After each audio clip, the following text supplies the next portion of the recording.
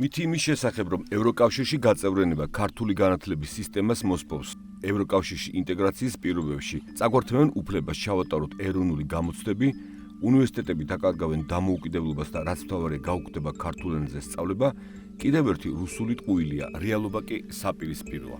თუ იმეს ზრუნავს ერების გადარჩენაზე, მათ შორის მცირე ენების გადარჩენაზე, რა თქმა უნდა, ეს დასავლური კულტურა, დასავლური ღირებულებები, დასავლური ცივილიზაციაა. ევროკავშირის ქვეყნებში ძალიან მრავალფეროვანი ენობრივი ჯგუფებია და შევიწროების პრეცედენტი კი არა პირიქით ხდება.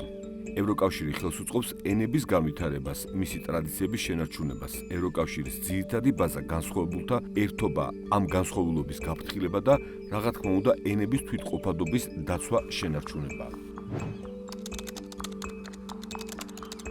რუსული პროპაგანდის და მითის მიხედვით ხარისხიან განათლებაზე წვდომა ევროინტეგრაციის პირობებში მხოლოდ ელიტარულ წრეებს ექნებათ. რეალობა კი ის არის, რომ არსად ისეთი თანასწორობა და ისეთი თანაბარი ხელმისაწვდომობა არ არის ხარისხიან განათლებაზე, მეცნიერებაზე და ასე შემდეგ, როგორც ევროპულ ცივილიზაციაში, ევროკავშირში.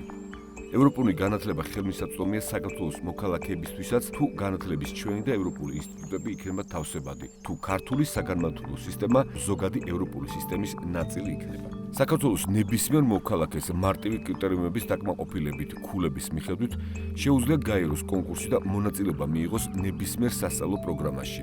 ეს არის ევროპული თანასწორობის ერთ-ერთი მთავარი პრინციპი. ამ პრინციპის ალტერნატივა ფასიანი სწავლებაა, რომელიც ამ ეტაპზე საქართველოს მოქალაქეების ძალიან მცირე ნაწილს შეუძლია. ევროინტეგრაციის შემთხვევაში საქართველოს სულ უფრო მეტი მოქალაქე შეძლებს ისარგებლოს ევროპული განათლებით, თუმცა სამწუხაროდ დღევანდელი მდგომარეობა რაც გვაქვს შეიძლება ესეც დავკარგოთ. თანამედროვე ევროპული განათლების ერთ-ერთი მნიშვნელოვანი ასპექტია ბოლონიის პროცესი, რომლის უმთავრესი პრინციპი და მოთხოვნა რომ უნივერსიტეტები ინსტიტუციურად დამოუკიდებელი იყოს როგორც ფინანსურად, ასევე პროგრამულად. განათლების ევროპული პრინციპებისთვის ასევე მთავარი საკითხია აკადემიური პერსონალი. აკადემიური თავისუფლება ევროკავშირის საგანმანათლებლო სისტემის ერთ-ერთი უმნიშვნელოვანესი ღირებულებაა.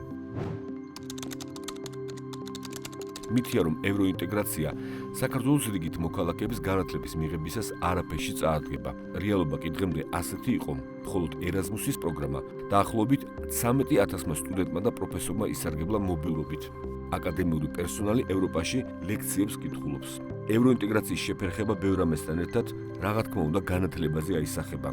დასავლეთში ბევრი უნივერსიტეტისთვის 12 წელი არის აუცილებელი. ეგრეთ წოდებული რეფორმის მიხედვით მოსწავლეთა უმეტესობა 11 კლასს დაამთავრებს, ვისაც სურვილი ექნება 12-ს, ოღონდ ამას დიდი ალბათობით ფინანსური შესაძლებლობა უნდა და აქ ჩნდება უთანასწორობა განათლების მიღებისას, რაც ევროპულ მოდელში არ არსებობს. განათლების ახალი სისტემა არათავსებადი იქნება ევროპულ განათლებასა და კიდევ უფრო მეტ ბარიერს აჩენს იმისთვის, რომ რიგითი მოქალაქეს ცდომა ქონდეს ხარისხიან განათლებაზე. განათლების სისტემა იზოლაციაში ექცევა.